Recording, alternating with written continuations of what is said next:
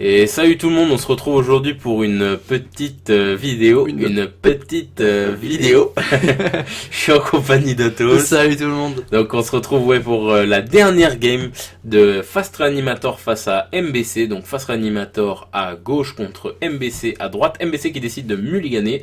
Et puis Atoms, vu que j'ai envie de boire un coup, je vais te laisser expliquer une troisième fois. Fast Reanimator. Ouais, alors Fast Reanimator, ça joue donc des gros tons et une carte qui les permet de les ramener à la vie depuis le cimetière. Yes. Ici, c'est Glorious Vengeance qui cible uniquement les créatures légendaires. Ah sérieux, je savais pas ça. Et oui. Ah, ok. Et oui. Et oui. Et donc là, le gros ton à ranimer, c'est Narset. Même si il a des Griselbrand, c'est quand même Narset qui est favorisé par le joueur de Fast Reanimator. Ok, et que fait Narset du coup? Donc Narset, une 3-2 X-Proof. Initiative aussi. Initiative aussi, qui quand elle attaque, t'exiles les 4 cartes du dessus de ta bibliothèque.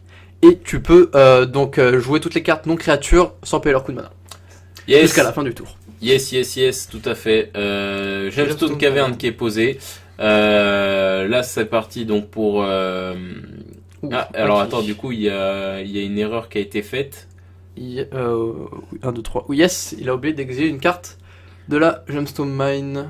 Bon, on va pas en tenir rigueur, on va continuer la game quand même, mais voilà, ouais, on est d'accord, non? Ouais, Gemstone pour avoir le marqueur luck, parce que bon, faut quand même... La chance, et même avoir quand même 2 terrains tourants, c'est quand même pas mauvais. Bon voilà, en fait, c'est pas plus mal d'ailleurs que ce genre de... C'est une triche, hein, clairement. Ouais, mais je pense volontaire ou pas, ouais. C'est une triche. C'est parfait, c'est parfait en fait que ça arrive, parce que du coup ça permet de dire un peu aux plus néophytes d'entre vous, quand vous faites une triche, qu'elle soit volontaire ou pas, si votre adversaire ne la notifie pas, il se passe rien en fait. Ouais. Il se passe rien, c'est à votre adversaire de dire ah mais attendez, il se passe ci, il se passe ça, t'as miss et puis voilà, c'est tout.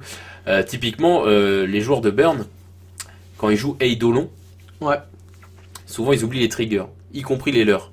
Yes. Si l'adversaire n'est pas là pour dire t'as oublié ces triggers là, bah tant pis pour lui, pas de bol mon pote. Bon, après faut pas trop non plus jouer sur le... Faut pas jouer sur ça, c'est juste que ce que je dis, c'est juste vous sentez pas en mode ah j'ai triché, j'ai triché quoi. Genre, ouais, mais après faut éviter de faire volontairement l'oubli au mode ah mince j'ai oublié tous mes triggers d'Eidolon. Bien sûr, c'est pas ce que je suis en train de dire et t'as raison de le souligner. Je dis juste que si vous en oubliez un et que le mec il fait pas attention, bah c'est pas grave, pas de bol en fait. Maintenant c'est à lui aussi d'être vigilant, vous êtes deux dans une game. C'est ça.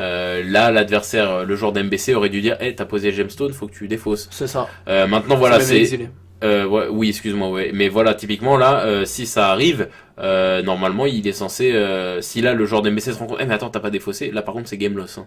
Ouais. Donc voilà, faut le savoir. Faut le savoir. Donc voilà, c'est parti. Il y a eu une discard de mémoire pendant que j'expliquais qui a été faite. Yes. Il y a eu un draw 2 qui a été mis aussi en action et le joueur de réanimateur a ligne les landes. Tout à fait. Donc là il va continuer de dig. Hein. Je pense qu'il doit chercher ses laitons à réanimer. Donc la machination de Taigam, une carte que j'ai découvert avec cette carte, avec cette game. Attends, engineering explosif, pourquoi? Sur qui? Sur MBC Fast Reanimator. Ah bon, c'est sûrement une carte de side en plus. Il vient de la reveal. Enfin, c'est dans ces cartes là. Engineering explosif contre MBC. Quel intérêt? Surtout qu'il c'est pas comme s'il avait beaucoup de terrain. Même si là je vois qu'il a avec les 2 cartes, il permet de générer plus ou moins les couleurs qu'il veut. C'est pas un deck qui aligne beaucoup de terrain. Ouais, non, c'est vraiment une question que je me pose. Faucon de Nuit Vampire, excellente carte. Alors, je comprends pas pourquoi elle est pas jouée. Bon, je comprends un peu, mais je veux dire. Ouais, voilà, non, mais en vrai, je comprends parfaitement. Mais je veux dire, c'est une carte qui cumule, quoi. Je veux dire, vol, contact mortel, lien de vie, quoi. Merci, au revoir. Moi, j'ai une réponse, Fatal Push. Ah, Fatal Push avec il faut la révolte, hein, sinon. C'est simple quand tu joues des fetch. Hein. Ah, bien quand sûr. la moitié de tes terrains c'est des fetch, je pense, c'est facilement. Clairement. Narset qui est envoyé au sim avec. Alors, c'est quoi ça du coup? Je sais pas, ça va sûrement être un attaque plus, je suppose. Ok. Je connais pas. Donc là, je pense qu'il va partir en combo au tour prochain. Bah, il peut même partir maintenant. En vrai. Il a 2 Simian Spirit Guide en main, il a une mana. J'ai pas vu de Glorious Vengeance.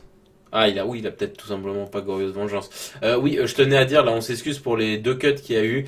C'est parce que sur Magic Corp, voilà, là, ils jouent sur une table de 4. Yes. Donc, les joueurs qui étaient derrière eux voulaient sortir. Donc, on a cuté pour éviter de faire des mouvements de steadicam un peu trop vénère. Donc, rien de bien grave, vous inquiétez pas. Mana Confluence qui est utilisé. Yes. On rappelle, c'est au prix d'un point de vie que tu peux générer ce que tu veux. Réanimation délétère, ça va renvoyer la Glorious Vengeance qui est partie au cimetière. Donc là, ça va, je pense, il le fait sûrement fin de tour adverse. C'est un instant, ok. Ouais, c'est un instant, c'est un très bon instant. Et ça la met au-dessus de ta bibliothèque. Donc il va la piocher et je suppose partir en combo ou proche à son début de tour. Tac. Et ça va être la combo qui va sortir avec Narset. Je pense pas qu'il va réanimer Gisèle. Après, attention, parce qu'il y avait quand même une extraction chirurgicale qui avait été posée à la une. Ça se trouve, il a décide. Ah bon, ok. Donc du coup, c'est parti. Glorious Vengeance utilisée. Et on va partir en combo, on va voir un peu ce que ça donne. Alors là pour le coup, je te donne raison par rapport à l'analyse que tu avais sur sur la 2, pardon. Yes. Là pour le coup, je pense que le fait qu'il ait Défense Talismanique, ça joue énormément parce qu'il a 2 mana up. Ça a l'air d'être un MBC sans encore aucune condescendance budget. Donc il doit peut-être jouer des Go for the Throws like. Bah ouais, mais Go for the Throws ça touche.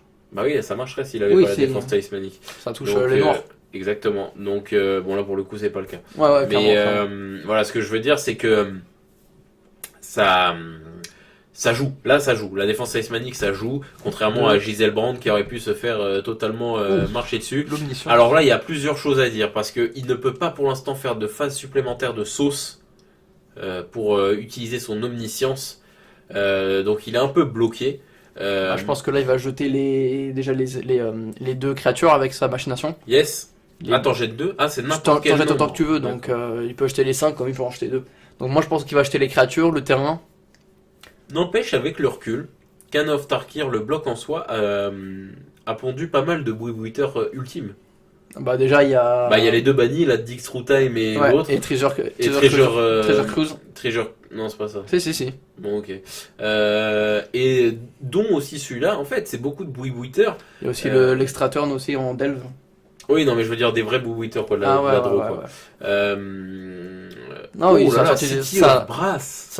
a sorti plein de grosses cartes, ça a sorti aussi Collagan Command, oui. Le commandant rouge là, qui a été banni, Zurgo et tout, franchement c'était un set plutôt bon. C'était déjà par l'esthétique, c'était un très beau set. Et en plus de ça, oui, c'est un set qui a beaucoup apporté tous les étages. On pense aussi, tu l'oublies, mais Mantis Rider. Excellente carte, s'il en est. Donc, non, très, très clairement, c'est un set qui a apporté beaucoup de bien à Magic. Je suis un peu déçu qu'on retourne à Ravnica encore une fois. Return to Ravnica. Ouais, c'est un peu chiant. Enfin, vraiment, notre jeu, pour le coup, je trouve ça vraiment nul. Mais bon, ça fait plaisir à la fanbase, donc c'est cool. Toujours pas de deuxième attaque. Toujours pas de deuxième attaque, mais il y a un pillage 100 fois qui est en train d'être terminé. Ouais. Oh là là. Et c'est vrai que là pour l'instant il a pas de deuxième phase de sauce, ça va être compliqué. Je sens qu'il va perdre sa Narset. Ah, c'est la Narset qui part. Et ça s'arrête là pour ce tour-ci. C'est un peu... Bah c'est là où est-ce qu'on voit la limite de la combo pour le coup. Parce que là on se dit voilà, là tu vois, bah tu peux fizzle. Je pense même que tu fizzles plus. Même en fait, Narset, même si elle est plus protégée, elle fizzle plus simplement. Je pense que. Ah bah tu vois pas autant de cartes. Tu vois pas autant de cartes et t'es limité à l'attaque. Déjà, et puis bah Gisèle aussi en soi, parce que c'est ce qui te permet de vraiment chercher. Mais je veux dire. Avec les points de vie qu'il avait, il pouvait quand même draw 14. Oui, même tu peux même draw 21. Après, il meurt en... Non, tu peux draw 21 en attaquant. Oui, en attaquant, oui. Tu peux draw 21 en attaquant. Donc clairement, de façon de base, Narset voit 3 cartes de moins par itération que Gisèle. Ça permet quand même de jouer tes cartes gratuitement, genre des... Bien sûr, c'est 2 choses différentes. Moi, je préfère Gisèle pour le coup, mais très clairement, c'est quand même intéressant. Et Gisèle n'aurait pas pu faire le kill de l'une des games, on vous dit pas trop, mais voilà, on vous invite à aller regarder. Tout à fait. Ça peut pas faire ça avec Gisèle, donc voilà. Et je pense aussi que le mec d'en face doit avoir préparé de l'anti-bet. Oui. Il doit avoir de l'anti-bet en jeu. Hein. Si tu joues mono noir, je pense que c'est. Après de l'anti-bet contre Exproof. Oui, contre Exproof, mais là, ça sort Gisèle Brand. Attention, ouh là là, ça sort Gisèle. Ok, ça attaque, ça refait lifelink, donc il regagne un peu, ça renfloue un peu la caisse. Il va pouvoir faire, j'imagine, un draw 7 pour voir un peu ce qu'il a. Il va pouvoir faire 2 fois. Alors attends, parce que là il peut draw 7. S'il draw 7 et qu'il touche Fury of the Horde, on rappelle, c'est un truc qui coûte 6, qui refait une phase d'attaque. 7? Ouais, 5 et 2 montagne. Ok, ça refait une phase d'attaque, sauf si tu peux, à la place de payer de son coup de mana, tu peux exiler 2 cartes rouges. Là, avec ce Draw 7, il a des Simian Spirit Guide en main, donc il a du rouge. Narset. Là, il faut qu'il top, oui, clairement, et Narset. Là, il faut qu'il top un Fury of the Horde, ce qu'il fait. Donc, il exile 2 cartes rouges de sa main pour le faire. Donc, un Simian Spirit Guide et une Narset, et il repart en phase de sauce. Il va pouvoir refaire un Draw 7 gratuit. Il lui reste plus qu'un Fury of the Horde qu'il a déjà en main, donc il le dit à son adversaire, voilà, j'ai déjà 2 cartes rouges, j'ai déjà une phase de sauce en plus, et c'est comme ça que se finit ce BO3, donc Fury of the Horde, qui est vraiment une carte, alors moi vraiment, je la connaissais pas avant ce BO, ouais. De manière générale, face Réanimator, je pensais pas du tout que ça fonctionnait comme ça. Bah, je pense que Réanimator, ça doit être un des decks, doit faire partie des decks modernes le plus modifiable possible, genre à ta version, un peu, comme tu veux. Ouais. Et en tout cas, ouais, très clairement, c'est super original comme manière de tuer. Voilà, ce que ce BO aussi peut nous apprendre, c'est que le deck est relativement instable. Ouais. Voilà, on spoil pas les autres games, mais voilà. On va aller voir la 1 quand même. Voilà, c'est même la 1 et la 2, voilà, il y a eu des moments où ça s'est mal passé. Ou même dans celle-là. Il a fait une phase de sauce à blanc, qui a mené nulle part, quoi. Donc, il y a quand même des points faibles à ce deck, c'est pas pour rien qu'il est quand même low tier. Maintenant, c'est très original comme manière de faire, et moi je suis toujours pour ce genre de deck. Encore une fois, je le répète partout où les gens veulent bien l'entendre. Mais les decks comme Grisis Death Shadow, comme Eggs à l'époque, comme Valakut en standard avant que ça spawn, bah c'est venu des mecs qui jouaient des cartes pour essayer. Je veux dire, tous les gros decks viennent des inventions des mecs, les Theory Crafters. Et les Theory Crafters, bah ils te sortent des decks comme ça, et du jour au lendemain, ça devient les meilleurs decks du format. Tout à fait.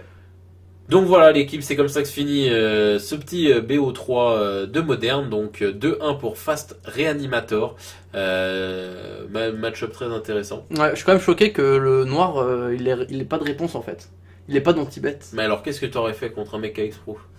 Rien, mais je suis étonné, je pense que en fait tu dois jouer un mono noir vampire, ou un mono noir aggro. On voit 2 vampires, ouais. Bon ça veut rien dire, hein. C'est quand même les deux. Ouais, mais c'est 2 en x4. 2 en x4, ça je sais pas. Mais c'est vrai que c'est des good stuff. C'est des good stuff d'un côté, mais quand même, en mono noir, ça m'étonnerait que tu joues 0, à moins d'être vraiment un aggro comme humain, ça m'étonnerait que tu joues 0 anti-bet. Surtout quand tu vois, comme tu disais, Go for the Throw, bon, qui marche pas très bien contre Affinity, mais t'en as d'autres qui sont sortis avec le temps, comme je sais plus lequel qui coûte 2 et qui détruit des créatures non légendaires. Oui, tout à fait. Cast down. Oui, tout à fait. Mais après, la vraie question, c'est qu'on a eu du mal à se rendre compte de qu'est-ce qu'on jouait. Qu'est-ce qu'il joue, le mec. Bah ouais. Moi, j'aurais tendance à te dire que t'as raison, sauf que on est dans un méta moderne. Le mec, il avait peut-être 4 Go for. Il avait peut-être 4 Fatal Push. Et c'est Fatal vrai. Push, ça touche pas. Donc, là, j'avoue. Donc voilà, après le mec, on se limiter.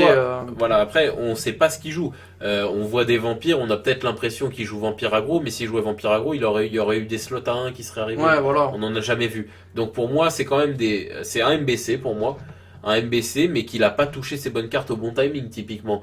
Et après, voilà, je le répète sans condescendance, c'était un deck sous-optimisé entre guillemets. Ouais. Je veux dire, ça se voit à tous les niveaux. Il joue pas de fetch, il joue pas de cartes très puissantes. Il y a pas il y a pas de staples qu'on pourrait retrouver dans la couleur. Donc voilà, et c'est un deck qui est quand même ce qu'il est, c'est MBC. Après, pour revenir sur ce que tu disais par rapport à Fatal Push c'est fort dans les autres decks parce que ça coûte qu'un mana noir et tu peux te permettre d'avoir un sort à mana noir quand tu joues mono black. Je pense que tu peux aligner des meilleurs anti-bêtes qui coûtent 1 de plus, mais qui gèrent un peu mieux, quoi. Non, mais c'est discutable. En tout cas, voilà, c'est vrai que c'était intéressant. On espère que ce petit BO3 vous aura plu. Yes. N'hésitez pas à nous dire ce que vous en avez pensé, si ça vous donne envie de jouer Fast Reanimator. En tout cas, c'est une combo vachement marrante. Et puis voilà, l'équipe Atom, ça a quelque chose d'autre à rajouter? Toujours, vous pouvez donc toujours nous suivre sur Facebook, vous abonner à la chaîne, à lâcher un commentaire et le pouce bleu, et à partager à tout fan de MTG. C'est ça, et sur ce, on se dit à la prochaine, l'équipe. Salut tout le monde. Salut tout le monde.